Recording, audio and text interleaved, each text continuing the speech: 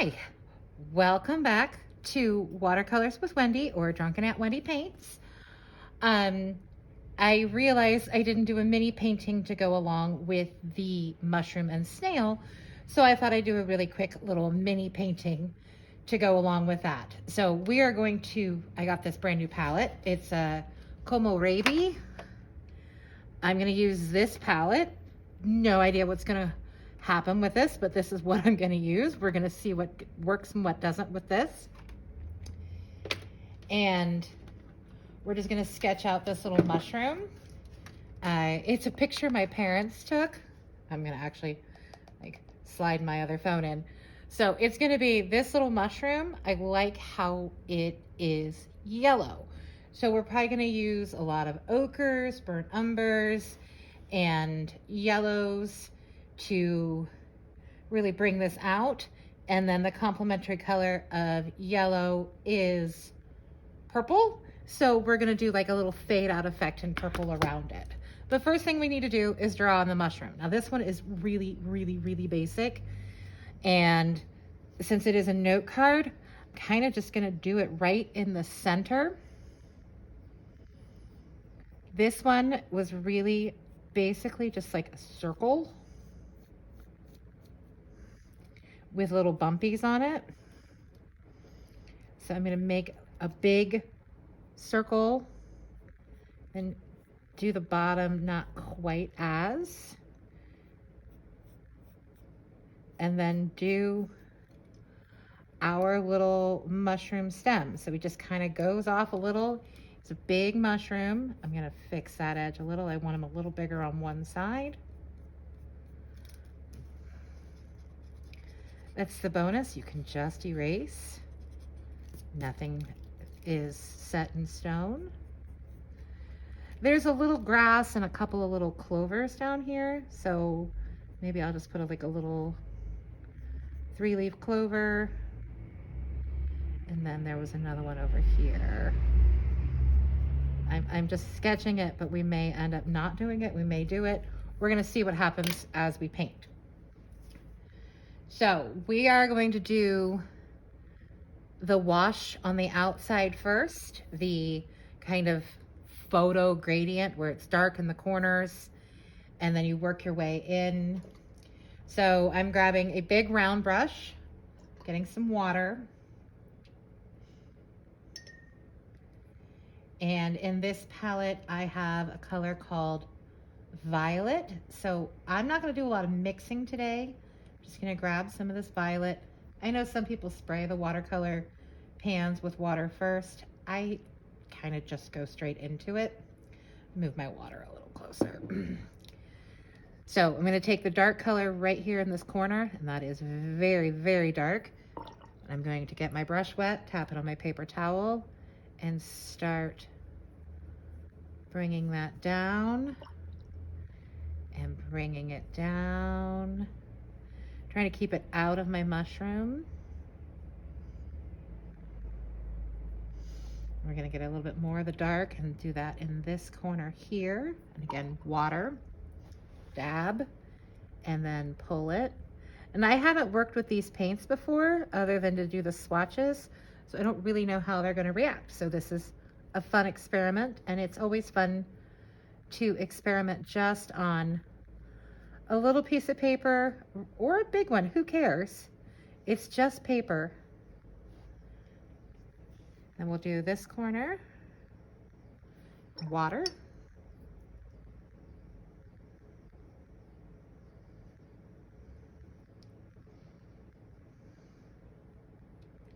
Bringing that across.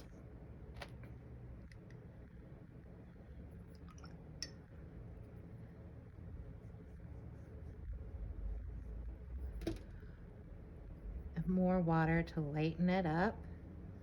Bringing it down, around. I'm gonna go around the, ignore my phone.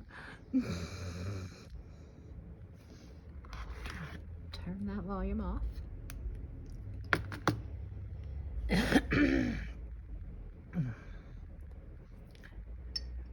really trying to wash it all the way out and make it really light as you get right up into the subject of your painting.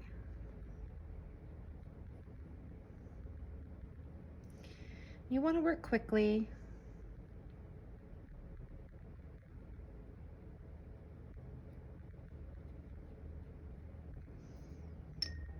And if you don't have enough control with this larger brush, get a smaller one.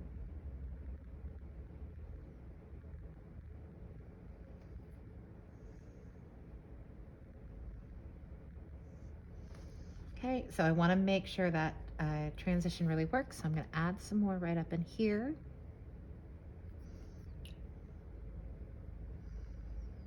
Bring it down.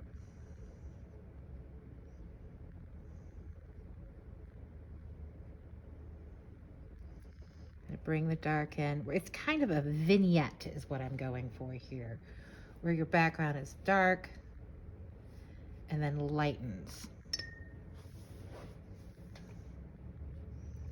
But get new paints, always play with them, have fun with them. Nothing has to be perfect the first time you do it.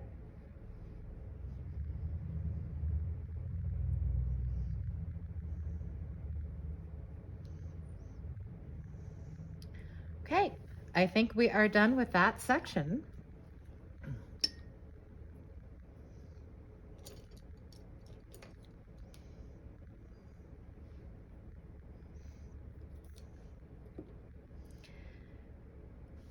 So now I'm going to work on the mushroom itself. We're gonna just see how these colors react. If you notice from the picture, the light source is coming this way. So there's almost like a dot, dot, dot, dot, dot, dot, dot, dot, like a circle here where it's a lot lighter and then it's darker on this side. So I just added that in as a guideline. If you can remember it, don't worry about it. I am gonna grab another, like a mid-size round brush. I have an idea for these clover leaves. We may use a dagger brush, but we will find out when we get to it. So I'm gonna start with a little bit of a red ochre. It's number 23 on the color chart of this. Dab it on my paper towel. Now be careful, don't get it up into your edges because they may bleed.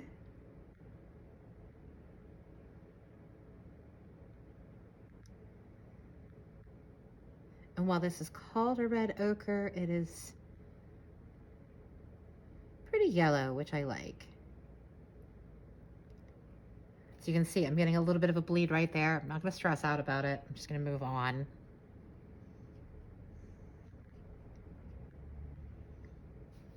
I'm taking this darker color up to where I had that shadow line in. Let's get some more a bit darker down in here.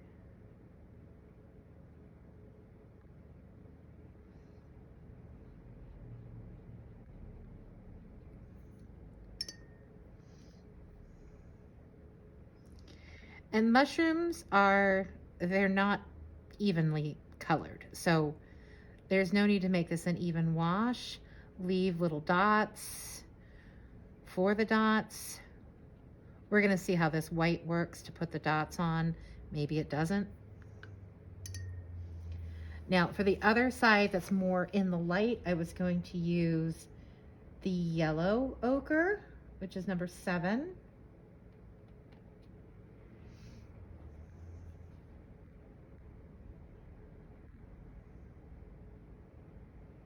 And that really brightens it up like it's being hit by the sun. Water that down a little. Again, leave little dots. Doesn't have to be even.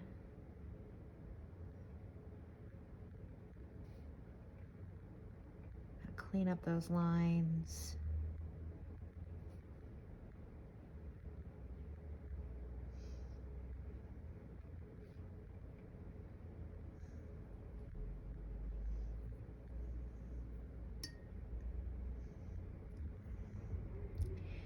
Okay, so I want more shadow on this. So I think what I'm gonna do, I'm gonna change it a little, because as I'm looking at the color chart that I did, the gray has less blue in it, whereas the Payne's gray has a lot of blue. And with all the yellow that I'm putting on here, I'm worried that if I use Payne's gray, we're gonna end up with green. So I'm gonna use just straight up gray as basically a shadow color. Just getting a little bit out of the pan and dipping it in the water, and we're gonna add a little darkness.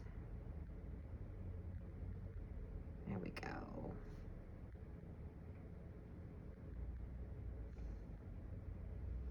Cleaning those edges up a little, just a little darkness.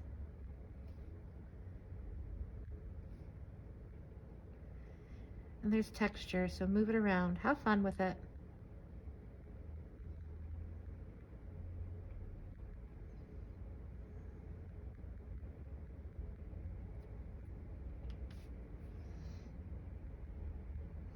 Got it a little darker.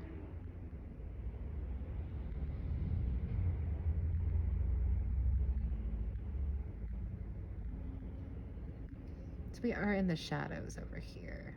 It's okay.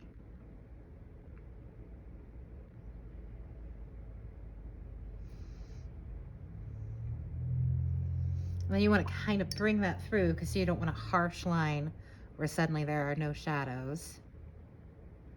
And we're going to have a little bit of shadow just to separate it from the background. So I just put a little bit of gray there, and I'm just bringing that down and around. So you don't want to go too crazy and add in too many colors. I think we're going to need a little bit more red ochre in here, but we'll add that in a minute. Let's go ahead and work on the trunk, I don't know. Again, we're gonna just keep using the gray because that's what we've been using, and we don't want to add too many colors to this. We're gonna, again, your shadow is this way.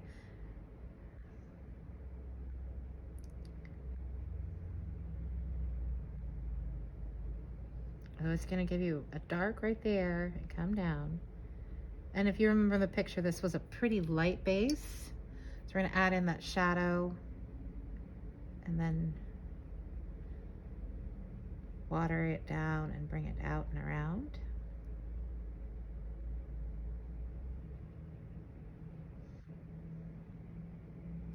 We've gotten these blooms around here.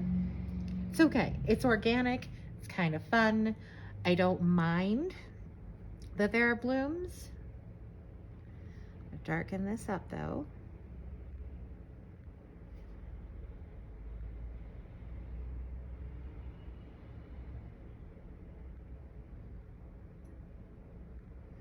Again, there's texture within your mushroom base.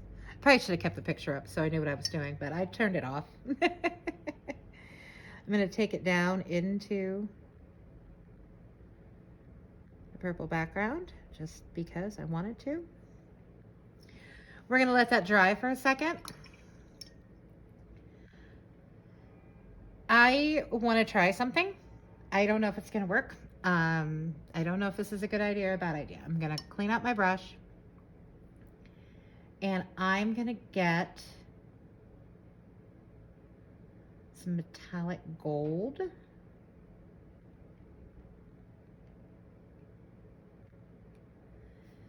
And just drop it in a few places to maybe give this mushroom a little bit of shimmer. And this is a definitely trust your process. I know it doesn't look like much now, but it will. Once we take the tape off, once we add in some more color, you'll be happy with how it turns out. So there's just metallic just for accents. Let's get some more of the red ochre. Let's darken up this side, make it a little bit more red. Leaving the white spots and going over things. Getting it up in there so it just kind of blends.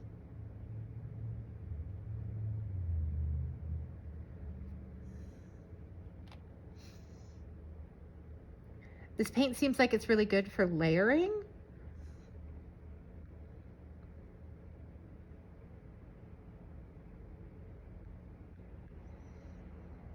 If you start out lightest and then go darker, you can easily put this over top of it.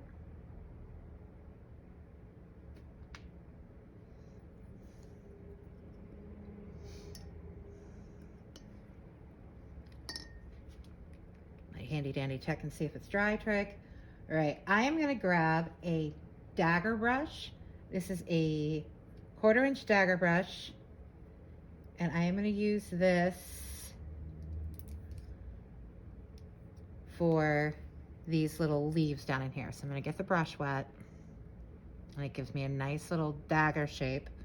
And I am gonna go with olive green, because I don't want this too bright. Get more water on that brush.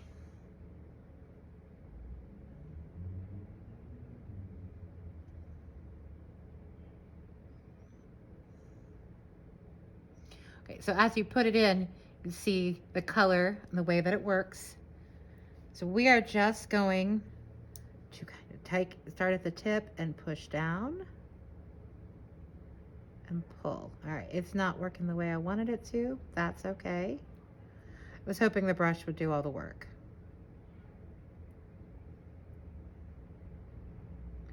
I think it might be too big for what we're doing. Okay, never mind. We'll go back to the round brush. We'll get some more of the color. And if it's just the impression of a clover, cool. So we'll swoop and swoop. There we go. That is definitely giving me more control. I'll play again with that dagger brush and see what happens. Let's do this one.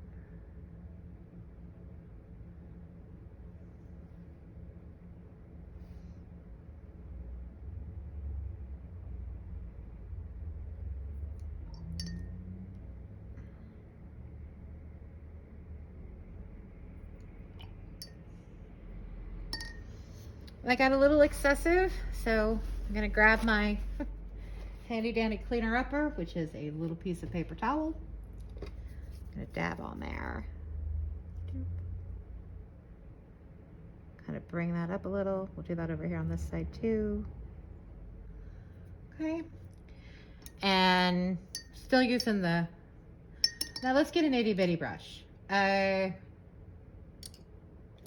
itty itty. This is a 000. I'm gonna take it into the olive green, and we're just gonna do some grass effect. Maybe a stem and a stem, just to kind of pull all this together. It helps make it not so separated. You're gonna want all your grass to go the same way. It doesn't need to, it's grass. And we're not going for photorealism. So just put a bunch of lines in there, and then you'll be happy with the way it looks. At least I am. Okay, so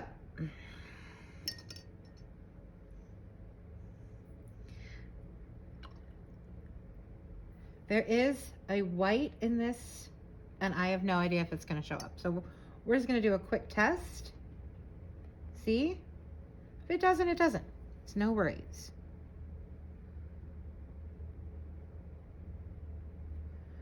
I am just using the white paint from this palette to put white dots in a few spots. And they kind of bleed out, which is, I like.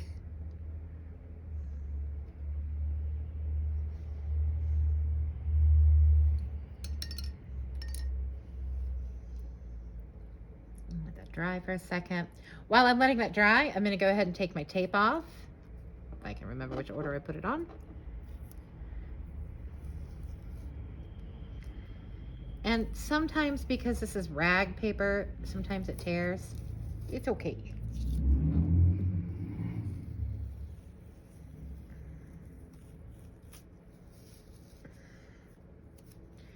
we were just doing a real subtle mushroom painting anyway, so gives the impression of a mushroom. Try to pull at a 45-degree angle, slowly, slowly. Have a trash can to throw all that away.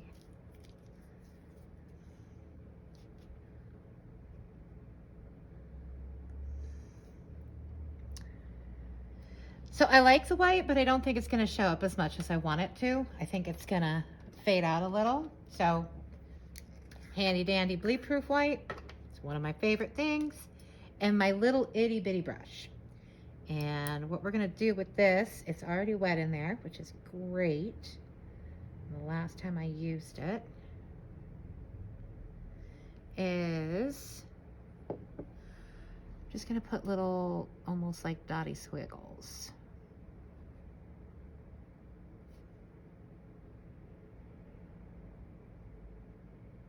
Just in a few spots to really brighten her up.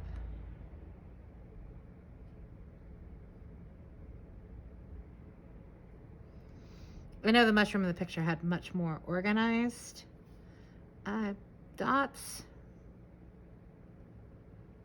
I don't have to do that because it's my painting. So there you go. It's a super easy mushroom painting. Let's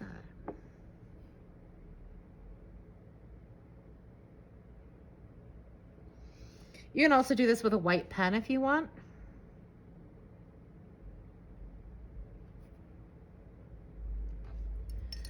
But I think it reads yellow mushroom. It wasn't going to be super dark. So I'm pretty happy with it. I like the way that it turned out. I hope you enjoyed this quick little paint along. Don't forget to sign it.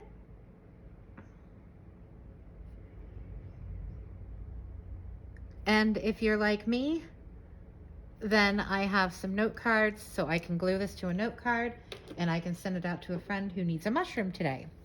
Anyway, thanks for painting with me, and we'll see you next time. Bye-bye.